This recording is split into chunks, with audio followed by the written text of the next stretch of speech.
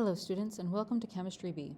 I'm Ms. Slate and today we're going to be talking about energy and heat transfer. Specifically the difference between energy transferred when just changing the temperature of a substance versus the energy transferred during a phase change. So first off, in the specific heat of metals demo, what we notice is that even if you heat the center of the apparatus, which heats each of the metal bars do not increase in temperature at the same rate.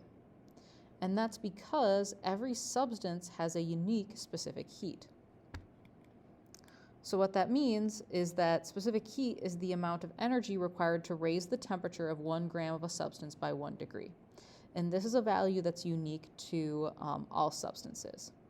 So in calculations, this will be given to you, or you'll have a table to refer to.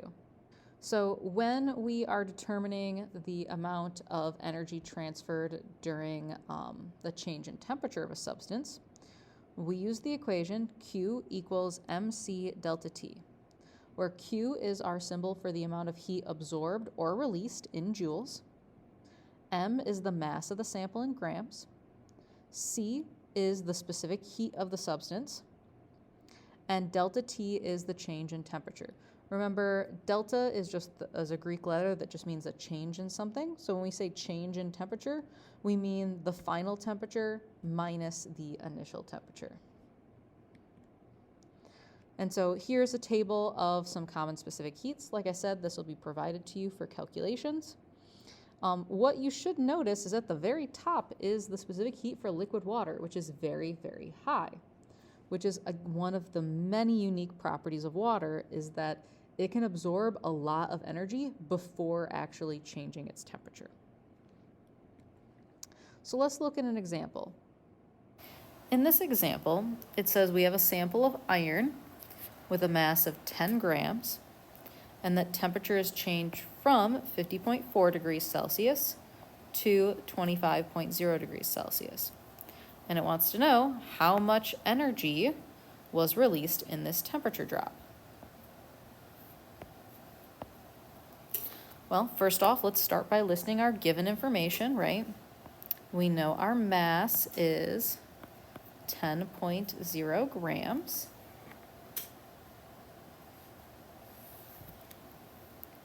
And our initial temperature is 50.4 degrees Celsius. Our final temperature is 25.0 degrees Celsius. Anytime we're trying to find energy during a change in temperature, that is Q equals Cm delta T. In this case, our substance is iron, so we need to look up the specific heat of iron, which is 0.449 joules per gram times degrees Celsius. So now we just have to substitute these values into the equation because we're looking for Q.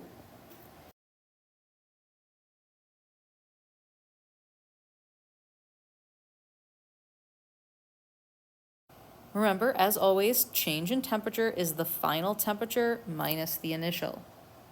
So that's going to be 25 degrees Celsius minus 50.4 degrees Celsius.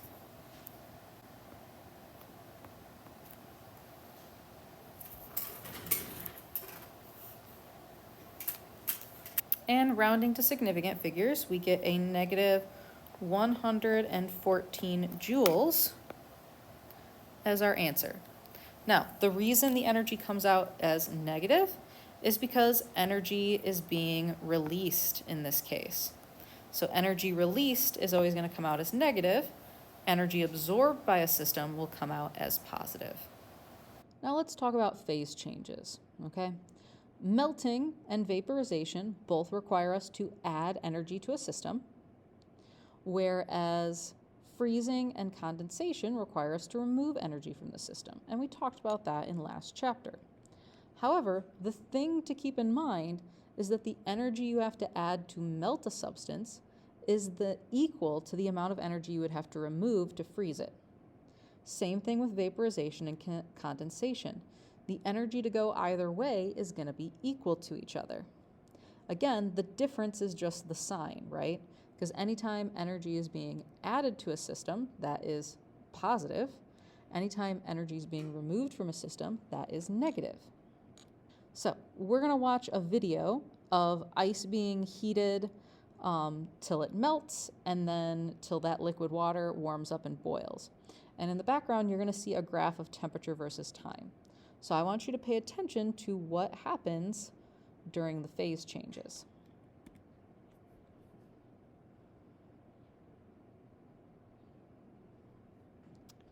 So we can see as the ice is being warmed, the temperature continues to climb. Then once we reach about the melting point of water, we saw it level off again before, again, temperature begins to climb.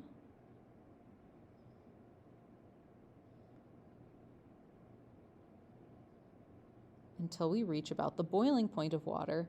And then once again, we see that temperature levels off during the phase change.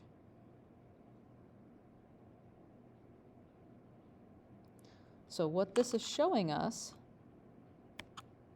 is that temperature remains constant during a phase change.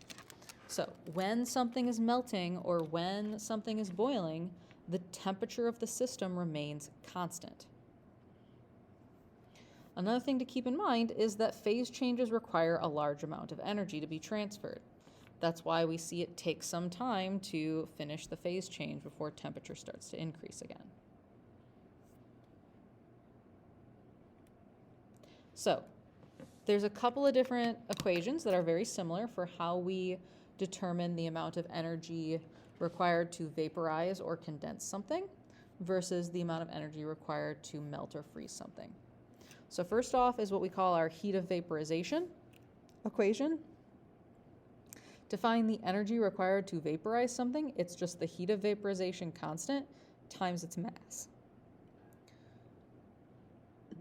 If you need to figure out the amount of energy you'd have to remove to get something to condense from a gas to a liquid, all you have to do is make the heat of vaporization constant negative.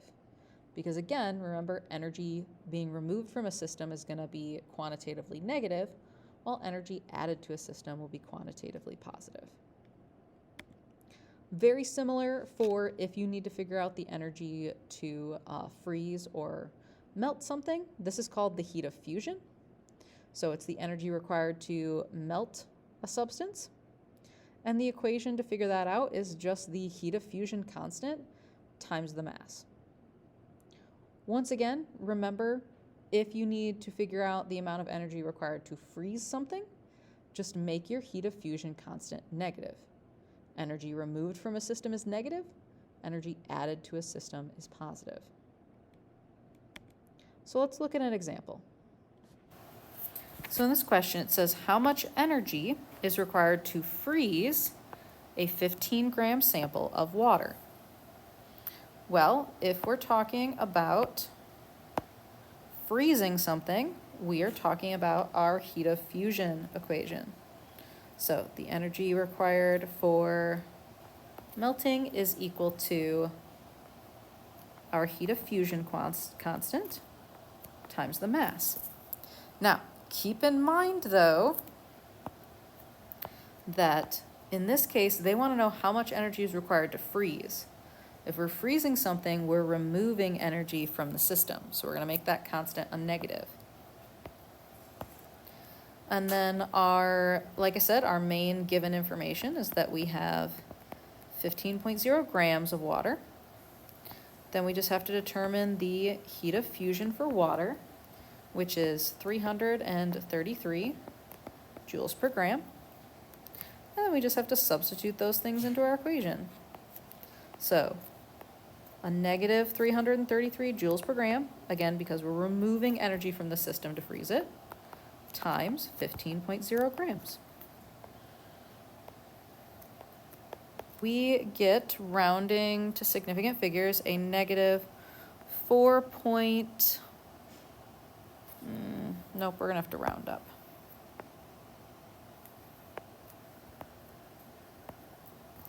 A negative 5.00 times 10 to the third joules. A lot of times the energy we calculate for these problems is going to be very large. So once we break into the thousands, especially when we need to round to sig figs, we should just be putting our answers in scientific notation. So just get into a habit of doing that. Once we break into the thousands, just put your energy in scientific notation. Now we're going to talk about heating and cooling curves. So heating and cooling curves are a way for us to kind of combine these two things, right? So we have an equation for calculating the energy of a temperature change. We have equations for calculating energy during a phase change. Sometimes a question is going to ask us about multiple things. So like how much energy is required to, warm 10 grams of water from 60 degrees to boiling and then to completely boil it. Those kind of problems require us to combine these equations. And so the easiest way to help us keep track of that is to show what's going on in a graph of temperature versus time. So, for example, this first part is showing that warming temperature change. So water being warmed from some temperature, let's say room temperature, up to the boiling point. The energy for that part is going to be determined by Q equals mass times specific heat times change in temperature. The energy required to vaporize all of that water, though, is going to be determined by our heat of vaporization equation. So to figure out the total amount of energy added to the system in both of these changes is just going to require us to add the energy from the temperature change to the energy from the vaporization. And drawing these kind of graphs for these type of problems is going to help us with keeping track of what do we have to add together and what equations are we using. So let's look at an example. So the first thing we're going to do in this problem is we are going to make the heating and cooling curve to help us organize our information. So it says how many joules of energy must be removed when 106 grams of water at 24 degrees Celsius is cooled and frozen into 106 grams of ice at 0 degrees Celsius. So first off, I'm going to mark my initial temperature on the graph, which is 24. And I'm going to mark my final temperature, which is 0. So what this means is that the water is going to have to cool to 0 degrees first, and then it's going to have to freeze. So the energy for our first part, right, is going to be found using our temperature change equation, Cm delta T. The energy for the second part, though, is going to be found using the heat of fusion equation. Again, we are removing energy, so we're going to make it a negative heat of fusion times the mass. And again, to figure out the total energy is just going to be both of those added together.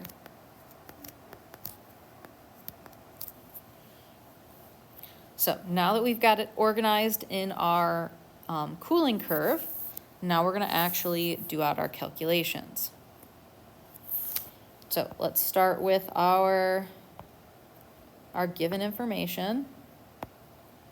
So we know our mass is 106.0 grams.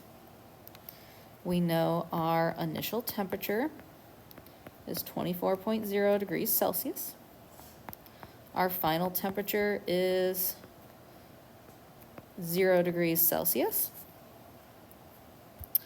The specific heat for water is 4.184 joules per gram times degrees Celsius.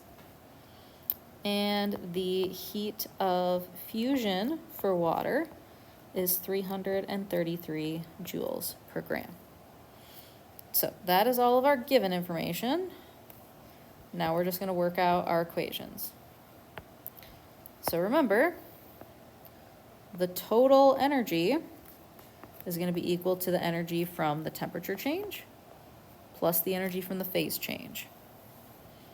So that is going to be Cm delta T plus negative heat of fusion, because we're removing energy, times the mass. And now we can just plug in all of our numbers at this point.